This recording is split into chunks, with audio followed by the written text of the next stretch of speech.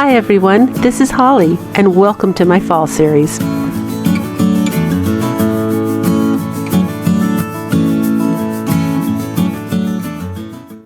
And if you haven't yet subscribed to my channel, I'd love it if you click that button. DIY number 1. We're going to start off with an easy DIY for the first one. You're going to need some craft sticks and a Dollar Tree pumpkin of your choice. And I got a tip a while ago about a hair dryer. You can use a heat gun, any kind of heat. It does help get that little sticker off the back, and you're just going to rip off the embellishments. And I do end up tearing off the back side there as well so that it's plain. And now you're going to take your craft sticks and you're just going to be cutting off the end right where it starts to bend and curl there, because you're trying to preserve as much of the craft stick as possible. This is the medium-sized craft stick from the Dollar Tree. I don't know if it's the standard medium size from all stores, but as far as I know, that's always like the medium one. There's that super small one that's like a popsicle stick, and then there's a large one I get at Walmart, and then there's a jumbo one. So I think these are medium. So I cut them all to cover this entire pumpkin. And as I'm gluing them down, and I'm just using wood glue and hot glue here, you can use whatever glue you want, I realize that there's going to be too much symmetry for it to have a rustic farmhouse look. So I decide to go and get my large craft sticks and use that, because the contrast of the thin and the thick is what makes it look rustic. So you can see me doing that here. I'm cutting it. Now here is where I made my boo-boo, and I'm going to give you guys my tips to help you if you do this craft, and I do recommend you do it. It came out really beautiful. I didn't want to tear that bottom off. I just thought, no, it's on with a really strong epoxy adhesive. You know, I was just worried that if I tear it off, I won't be able to get it as strong. And I ended up having to tear off my last 3 sticks on both sides in order to cut them around that bend, because my scissors kept hitting the bottom, you know, the base. It is better just to tear it off, to lay your craft sticks down, put some masking tape down to hold them, trace the shape of your pumpkin, and then cut your sticks. That would be the fastest, most efficient, and easiest way to do this craft. So I just wanted to pass what I learned on, but I got it done. It looked good. It was just, you know, a pain, and it took longer than it should have, but I was really, really happy with how it came out in the end, so it's all good. And there I'm tearing off the back. Like I said, I actually end up covering that with some brown paper, and I'm taking a little bit of sandpaper and just lightly sanding the front and the edges. Not too much though, because I actually like the edges jagged. I saw a palette pumpkin on Pinterest. It's probably a lot bigger than this one, but that was my inspiration, and it was really uneven around the edges, had light, like stained paint of different colors on it. So this is what I'm doing here. I'm literally just using watered down territorial beige, like watercolor, to bring out the wood grain, so you can tell this is a wood pumpkin. Because without doing that, you can tell it's a wood pumpkin, but it's much more beautiful if you can see and highlight the grain. So this is my objective. So those 3 stripes are the territorial beige, and then this stripe here is watered down burnt umber. And then I'm going to go ahead and do the pewter gray watered down as well. Now I just leave those ones on the end that look kind of yellowish. I don't know why the film didn't pick that up, but I do hit that with light khaki from Apple Barrel, really light. But I think the combination of colors came out so beautiful. It came out exactly how I was envisioning it, so I was really, really pleased. And it's such an easy craft. And by the way, save the little bow that comes on this pumpkin, because I do end up using it again. Because when I hold this guy up, I look at him and I think, you're super cute. It's one of those crafts, less is more. I don't know if you guys have ever done that, where you just do a craft and it's beautiful in its simplicity, that it's just it looks like a kind of a barnyard little pumpkin that would be outside. And since I'm going farmhouse, that's exactly what I wanted. And I touched up the bottom there too with some burnt umber paint, because it was chipped from the store. But here it is. I absolutely love this pumpkin. It's in my little farmhouse hutch right there, and it is a super, super cute DIY for fall.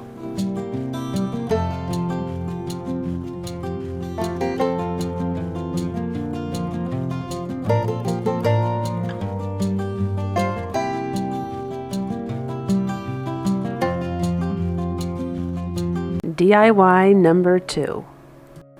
So you're going to need a spare bottle for this craft, And again, I'm using my white primer by Kilz, K-I-L-Z, because I want to make sure it stays on, and I'm not looking for total non-see-through coverage here. It's okay if some of the bottle shows through, it's no big deal. It will add to the look, and most of this is going to be covered anyway. And I'm just giving it one coat of primer.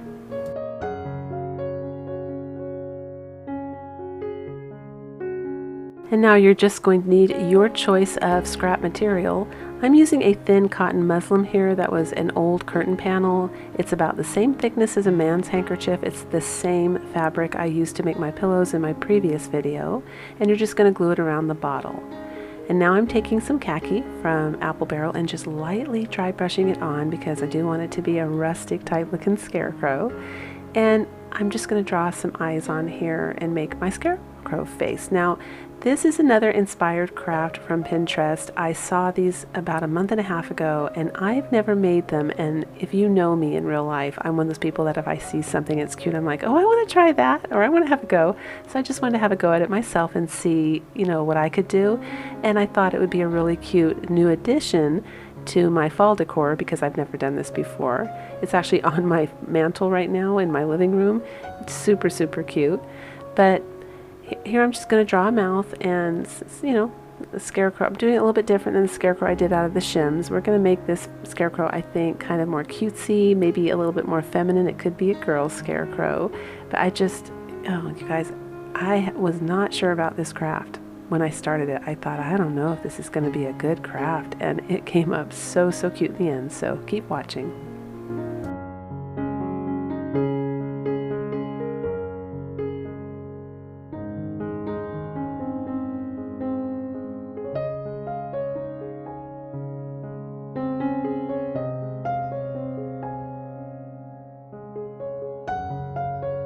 And now I'm just using some of the Dollar Tree hula skirt and making some hair for this guy.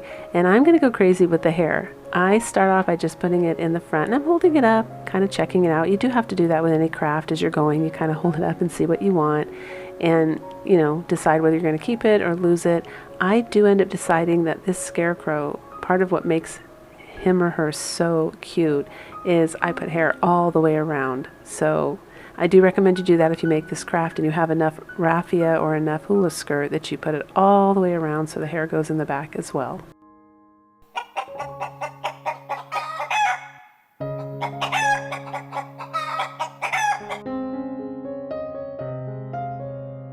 I do end up gluing the hair down on the side because, you know, he or she was starting to look like they were electrocuted. So if you can get your raffia to hang nicely, you don't have to do that. But if you can't, just glue it down a little bit on the bottom and it works, you know, where the ears would be, and that gives it a nice shape. And so here I'm taking some burlap that I got from Walmart and cut it in a circle, just fraying the edges a little bit, cut a slit in the center, and I'm just sliding it down because that's going to be part of his hat. And now I'm just gluing down a little extra scrap material here of plaid that I thought would make a super cute farmhouse scarecrow scarf. And I'm gluing the rest of the hula skirt all the way around the back side.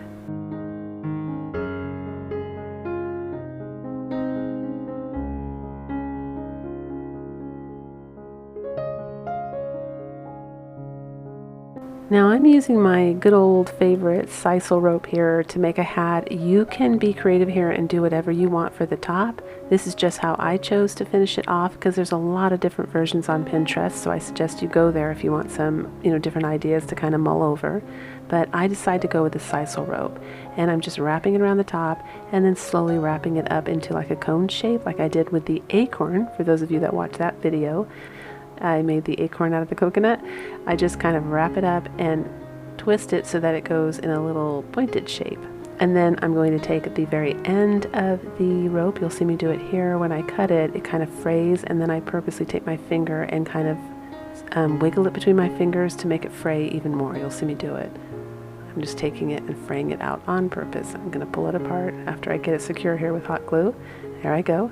I also add a little spray of raffia coming out of the top of the hat, and you will see it at the end. just adding a little raffia bow at the top. Now this is the real raffia because I like the contrast with the hula skirt. I think it looks super, super cute. And then I'm going to use that sunflower that I got at the Dollar Tree as well and glue that on the top. And that's it pretty much. And he came out, or she. What do you guys think? Is that a he or a she? But I think it came out so unexpectedly cute. I hope the camera does it justice, you guys, because I was really surprised that a bottle could make such a cute scarecrow. I was going to make a separate video with free DIYs, and instead what I'm doing is just kind of adding them into the Dollar Tree ones, but so everyone can craft here, because I know not everyone lives near a Dollar Tree, or Dollar Trees don't carry all of the supplies they need. So I hope you guys try this. He's really, really cute, and it was a lot of fun to make.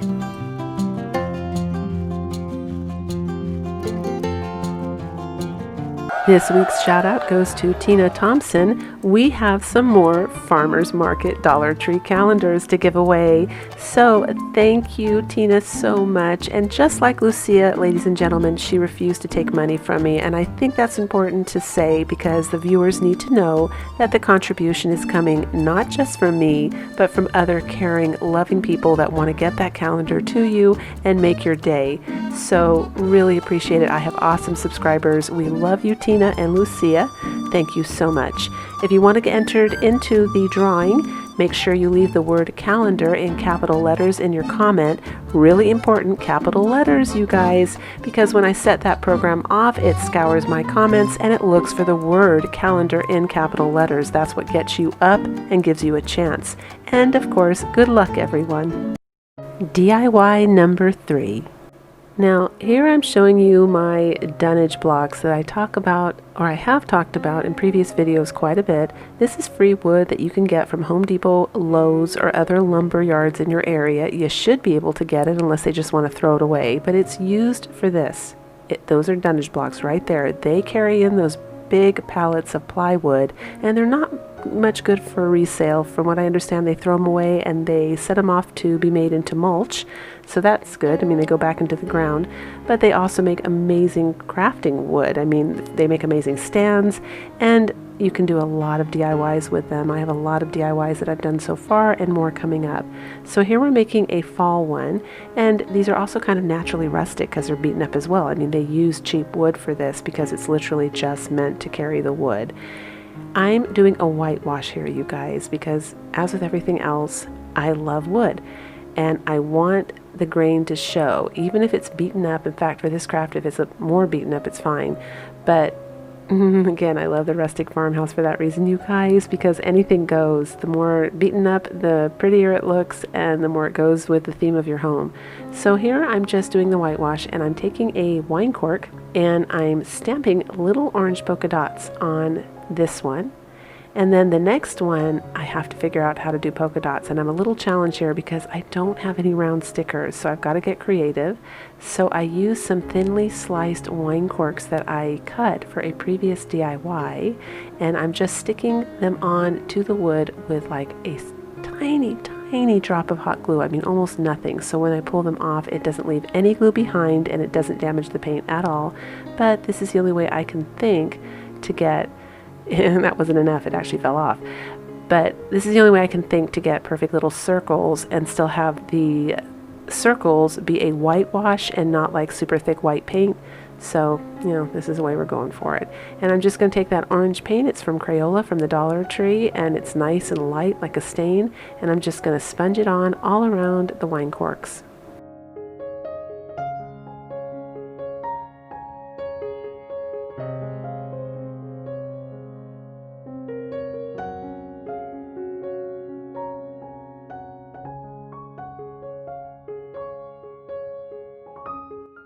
For the third block, I decide to go with a stripe of orange and white, and I'm just using simple masking tape for this that I got at the Dollar Tree.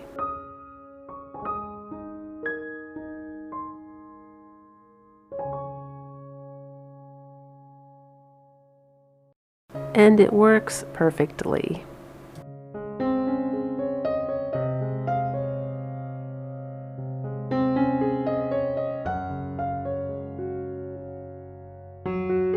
And all I can say, isn't it amazing what paint can do to wood? I mean, there was some old broken down wood and I painted it. It brought it to life. I was tempted to leave it just like that and tie it up like a present almost with some twine. But I end up deciding that I love that phrase, fall sweet fall. I've been wanting to put it on something. And so I decided to do it with this. And I'm using the Dollar Tree wooden letters like a stencil. But I have to make the letters smaller for the sweet, the word sweet. So I'm just taking this little Dollar Tree stencil here and I'm doing the W-E-E with the small stencil, and I go back and erase the small S and T and make it bigger because when I held it up it looked weird. It just didn't tie in. The middle one definitely needed some letters from the other letters just so it looked like it was a matching set. And I'm taking my brown Sharpie, tracing the letters, and now I'm taking my favorite, you guys, burnt umber with a little drop of black paint, super watered down so that it's like a watercolor because I don't want to cover up those pretty designs, the polka dots and the stripes that I did, but I do want the words to stand out so you can see the phrase. Look how pretty that is. It actually looks like wood grain, the way that when you do it like this, it soaks into the wood and it looks just like little wood grain, and it's still see-through. Came out totally cute. So I'm going to tie some of the hula skirt at the top there, just do some embellishments and glue some berries and leaves and flowers, all autumn decor from the Dollar Tree. And now I'm gluing the 3 dunnage block pieces together so that it will stand on its own. And there it is. And I do paint the top of those white, you guys, off camera. I didn't notice that till I actually watched the video and I went, oop, but I love this. It's a totally cute, rustic fall decor piece, and it goes perfectly if you have farmhouse decor in your home. And honestly, I think fall is a rustic holiday. We go to pumpkin patches, we go to farms, and it just kind of goes with the theme of the holiday. So even if your house isn't rustic, it's one of the holidays where you can definitely bring in rustic decor. So this is a free DIY, you can't beat that, and it was a lot of fun to make.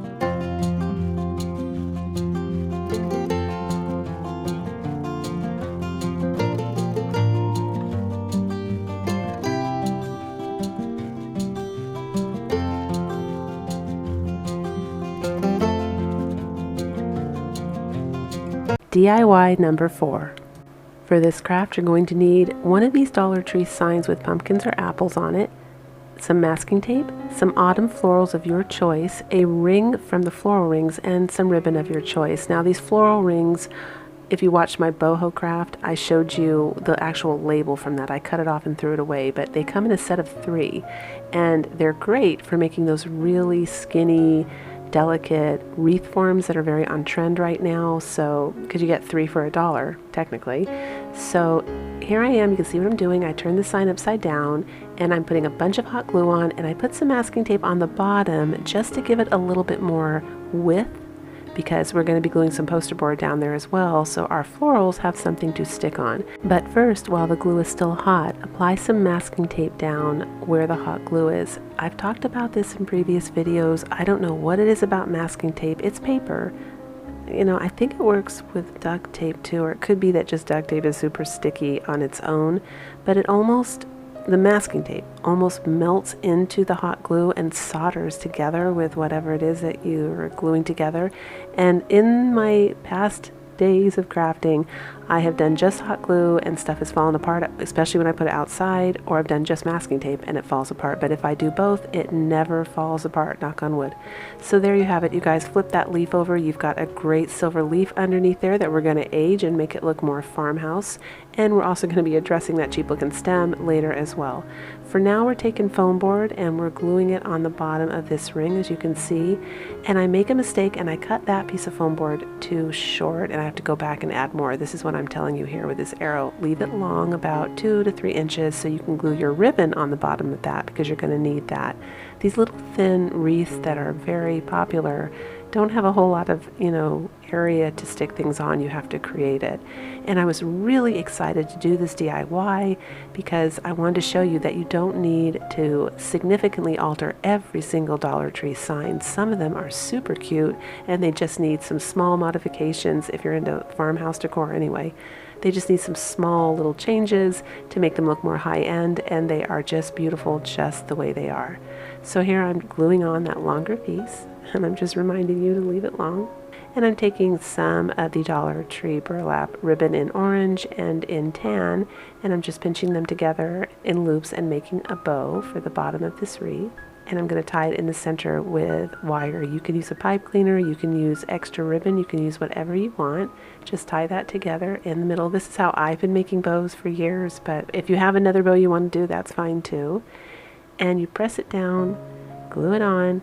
And also, the other ribbon I'm going to use in a minute here is this lace ribbon and that plaid one to my side there. I love that lace ribbon, you guys. That is new, at least I've never seen it before at my Dollar Tree. And it's great for Farmhouse, French country, shabby chic. I mean, that goes with so many different themes. So if you see that in your Dollar Tree, make sure you pick some up because it's super, super cute. There it is right there. And I just dovetail those ribbons to give them a nice end, and for the smaller ribbon I'm just cutting them up at an angle.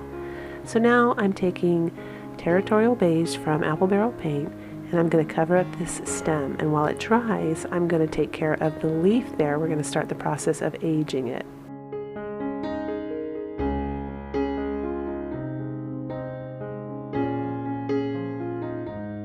So the first layer of paint I use is Pewter Gray from Apple Barrel, and I'm just sponging it on. And the second layer will be black. I concentrate on the edges, and then I put a couple little splotches here and there all over the leaf.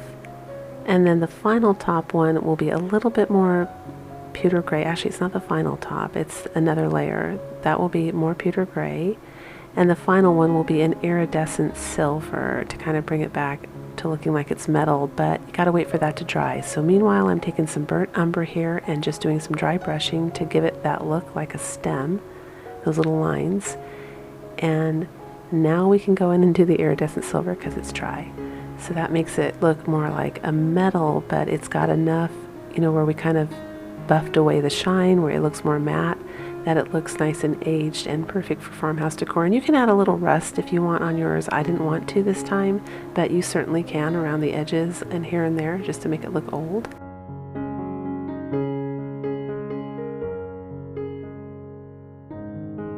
And of course in my DIYs we have to have some raffia, so I'm adding a little raffia bow near the leaf, and I am taking some sharp tweezers and scratching some grooves into that stem to give it a high-end 3D look. It's a technique I showed you in a previous video with the Hello Fall pumpkin. You can look that up on one of my thumbnails if you need to see it in more detail. But here it is, you guys. I love this craft. This is on my front door. I had to give my pizza pan one away to my son-in-law because he liked it and he never speaks up about anything, and I was happy to give it to him. Also, I did some dry brushing with black paint there on the pumpkins. I forgot to show you that, just to kind of make it look a little bit more rustic and farmhouse for my decor. But I love the way that this came out. And if you enjoyed today's DIYs, please don't forget to give me a big thumbs up. It really does help YouTube notice my channel. And until the next video, breathe deep, fret not, and do things that make you happy.